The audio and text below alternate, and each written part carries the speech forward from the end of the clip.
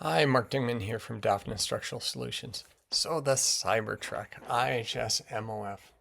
IIHS tested this vehicle in their ODB test configuration in late June of 2025, and I had the opportunity to see the vehicle post-test and share some insights with you here. So first off, why the CyberTruck? It looks like it's designed for Mars, and Earthlings aren't that excited about it from a sales perspective. But what the Cybertruck does show us is it represents Tesla's structural strategy that they've been using in other vehicles and perhaps moving forward with. And that structural strategy is a cast body front compartment, a cast body rear compartment, steel body sides, and a structurally integrated battery pack. So it'd be interesting to see how this structural strategy performs, particularly at the weight of a Cybertruck, and it maybe gives us an idea of its mass bandwidth of the strategy. So IHS MOF is an ODB configuration, as I alluded to earlier. ODB configurations are meant to test one half of the front crash structure, as the illustration shows in the middle of the slide. So on the surface, it seems kind of unrealistic that a 3,000 kilogram vehicle is going to perform well when their front body structure is cast aluminum, and the mid-rail in that front body structure is an open section cast member. So it does turn out that the ODB is a good load case to evaluate the GigaCast structural strategy.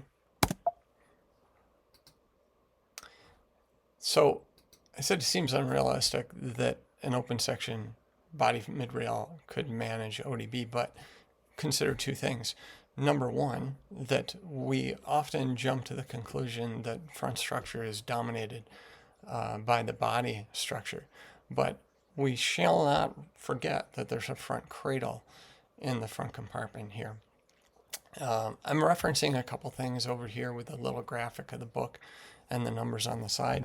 That's reference to where things would be discussed in the book relevant to that. I'm calling out section 1.3 with regards to the first bullet, and that chapter or section is called What Constitutes Automotive Structure. So in this case, yes, the body mid-rail is there, but we cannot forget about the cradle because we'll see that it does play a very important part. Second bullet here is that Tesla does a great job in balancing the structure holistically. Now that's within the structural elements of the load path, but also the vehicle level to balance structure and performance expectations. The graphic at the bottom, and that's really meant to talk about the balance between the body and the cradle.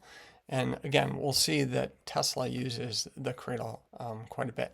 And as it turns out, and the book is calling out, the book icon there is calling out section 1.4.2, that when you have a high mass underfloor propulsion battery housing, a lower load path is more efficient.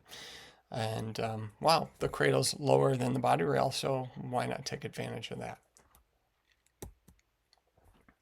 So what we'll see in the results here today is that the steel front cradle participates significantly in the energy absorption and the load transfer.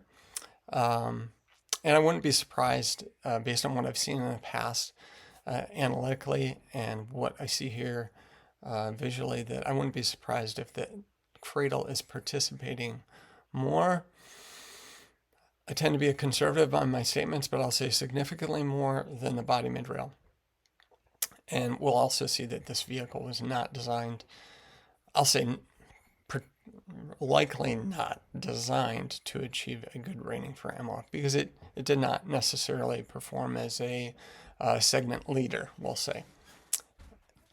Another book I reference there is section 4.1.4, page 93, and that talks about what's an efficient load path for underfloor propulsion battery housing, BEV, once again.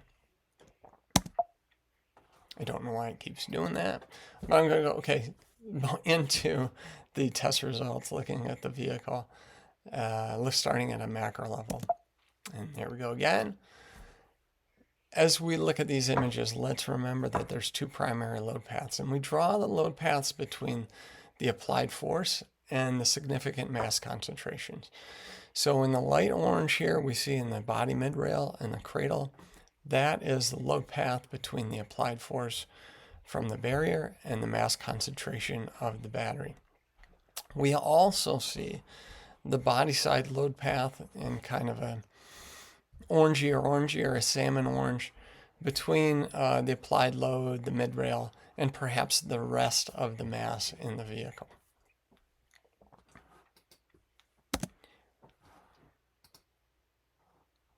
The first image I have here is just a full view of the driver's side of the CyberTruck. Second's a front view. And here we see the far side front compartment.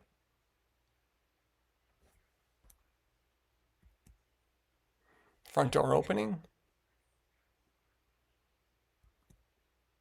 And the rear door opening. And now into some detail images. And what we'll see in the detail images, kind of a content summary here, is the general behavior, as you probably picked up from the more macro images, that there's some near side body crush. It's hard to see with it under the cladding or in the condition the car is shown. I'm wondering, based on some of the details I saw, if there was some level of far side structural participation. I'm putting a question mark there because I haven't fully convinced myself that that's significant enough to call out, but it's in my head. Certainly cradle and, interestingly, front suspension, lower control arm participation. There's some casting fracture in what we would normally consider the backup structure. And there's fracture in the body side assembly. There would appear to be little to no deformation, permanent deformation in the propulsion battery housing. And I've got these images and slides organized into compartments of the vehicle, and we'll see the front compartment first. There we see a cradle V-bend and lower control arm fracture. And in the occupant compartment, we're going to see, kind of interestingly, that there's a splaying of the upper forward zone. I'd say like the A-pillar, bottom of windshield, the top of windshield, front body hinge pillar down. There's some opening of that structure that we'll see. And that's evident in an outward bow of the A-pillar and the fact that the IP beam separated from the front body hinge pillar. We'll also see the roof rail buckle, front body hinge pillar rotation that does affect some of the measuring for IIHS score. And we'll see a B-pillar fracture at the roof rail, and we'll see a B-pillar rotation that moves top of the B-pillar rearward, and we see a little bit of closure of the rear door opening. So into the front compartment. First image here, it's really hard to see. It's a large wheel. There's a lot of cladding. Wasn't allowed to take parts off the car that I couldn't put back on. So it's evident here that there's some body mid-rail fracture, but can't really see a lot of it. So now we're getting into the cradle, and this is an image from the far side, right-hand side of the car, looking left, and we see a V-bend in the steel cradle here. It's called out with that orange arrow. So a lot of cradle deformation.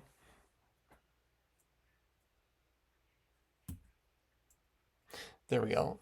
Second thing, it's a solid aluminum lower control arm.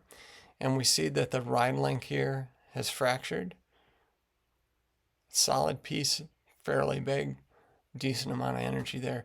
And that the handling link has broken at the inboard bushing. The blue thing here called out is the drive shaft, just to get a sense of location. And again, we see the, it's a horseshoe front cradle, but let's call it the cradle longitudinal member, and its V-bend right here. Now into the occupant compartment. So upper zone splay, I mentioned, this is interesting because, yeah, so their upper rail structure here, this is an applique, not necessarily a lot of, let's call it questionable structure, certainly in the applique. Perhaps the deformation at the front and the load on the upper rail here instigate some of this splay, but here it is from the front view. Detail at the side of the windshield is a better view of the splay behavior. And in here with this, call it orange arrow, there's a buckle in the A-pillar.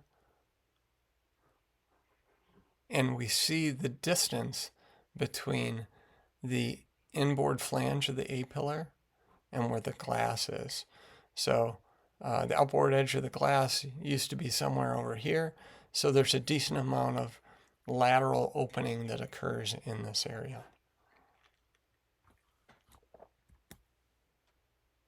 Here's the other element of the splay. This is driver's side IP beam, the end of the left-hand side of the IP beam. This is where it attached on the front body hinge pillar, or a bracket that attaches to the front body hinge pillar. And you can see the magnitude of deformation or displacement there, and also the tearing that occurred within the structure at the end of the IP beam.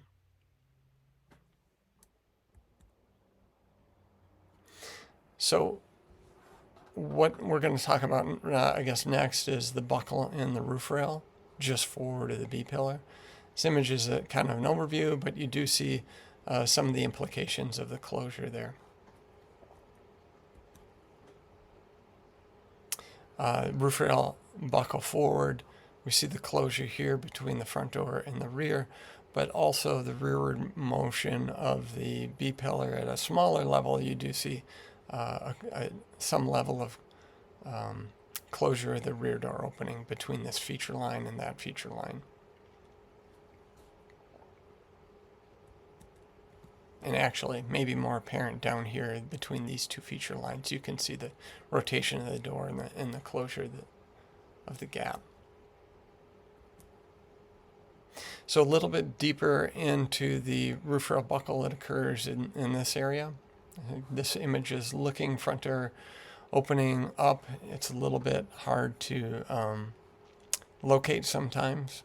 We see I used to call it the waffling of the flange, but buckling of the flange in here. This being our flange where the door seal would be. This is the start of the B-pillar. Another view, maybe a little bit more rearward, we see metal tearing of the body side outer. This piece right here that looks like it might be something in the structure, I believe this is a carrier for the roof rail airbag. This metal edge you see here is not metal tearing in the body.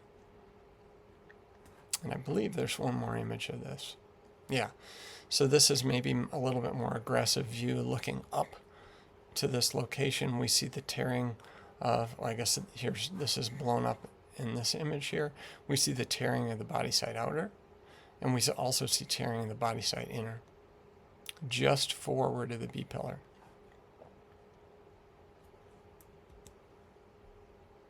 So moving down to the bottom of the vehicle, so one of the load paths I probably didn't mention is barrier, tire to rocker, as the front compartment compresses and the tire, I'm sure we'll see in the video, stacks up on the barrier directly and into the bottom corner of the front body hinge pillar. There's going to be a large amount of load applied to this corner of the front body hinge pillar, and if you've seen inside this vehicle, the aluminum member there that's perhaps more for, well, multi-purpose, right? But it's certainly there for energy absorption in side impact load cases. It does not come all the way to the front of the front body hinge pillar, so there's going to be some closing of this metal in this area in this section before it stacks up on to that aluminum reinforcement. Perhaps that's why we see some of the dimpling in here and some compression of the front body hinge pillar. And back of the front body hinge pillar forward of the rocker. We also see in this view, this is looking straight down, that there is a dart in the top hard corner of the rocker, body side outer, which indicates that there's some amount of compression and deformation between the front body hinge pillar and the rocker behind it.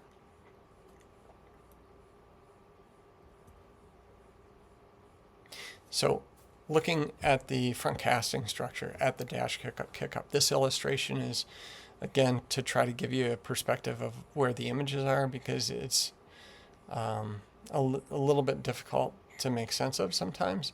I'm looking in the footwell at the ribs, the tall ribs that bridge from the mid-rail down to the structural battery.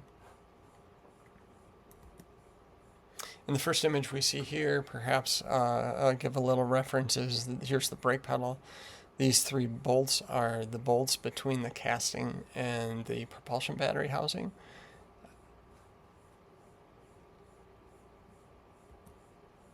And looking into that a little bit closer, here we can see the brake pedal.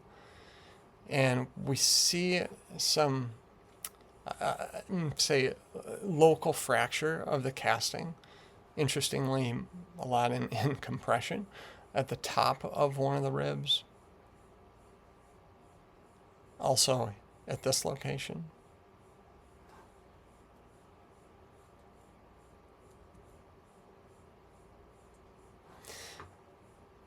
Also in this location, we see, and here's a rib where we see some fracture at the top as it intersects this lateral wall, but also at the base of the rib.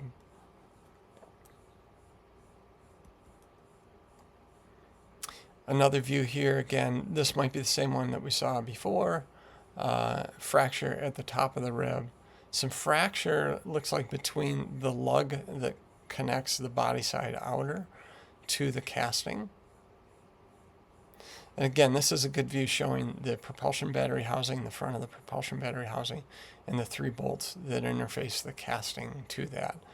Perhaps some waving of the casting, deformation in here as the structure tries to load up these three, but perhaps another image or an image that shows that it's hard to discern any plastic deformation of the propulsion battery housing. But also, this area of the casting was highly loaded.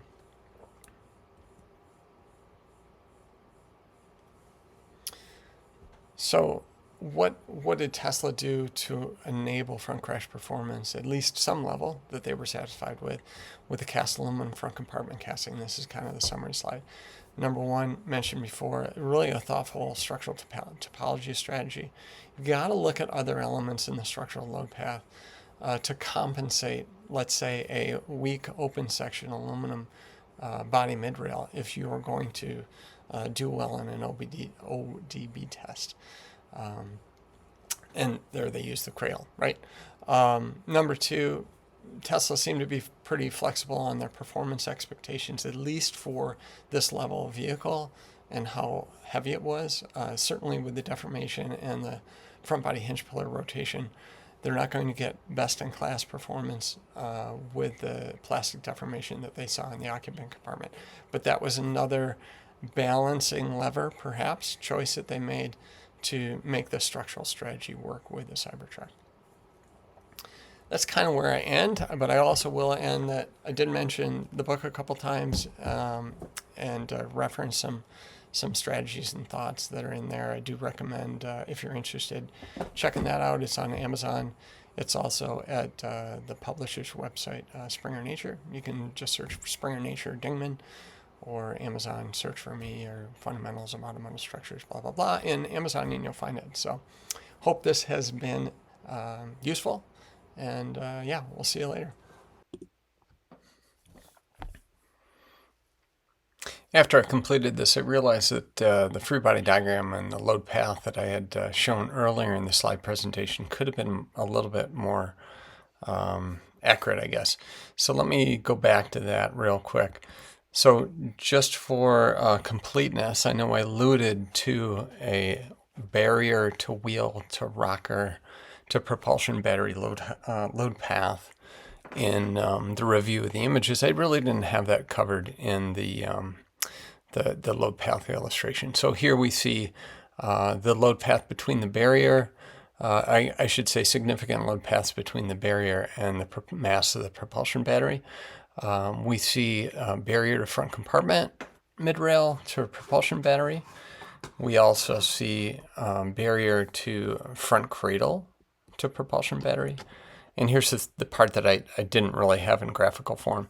So barrier to wheel, to rocker, and to propulsion battery. Now this is in effect because the Tesla has a significant attachment between the propulsion battery and the rocker. So this load path is also going to participate in slowing that mass down. So there you go.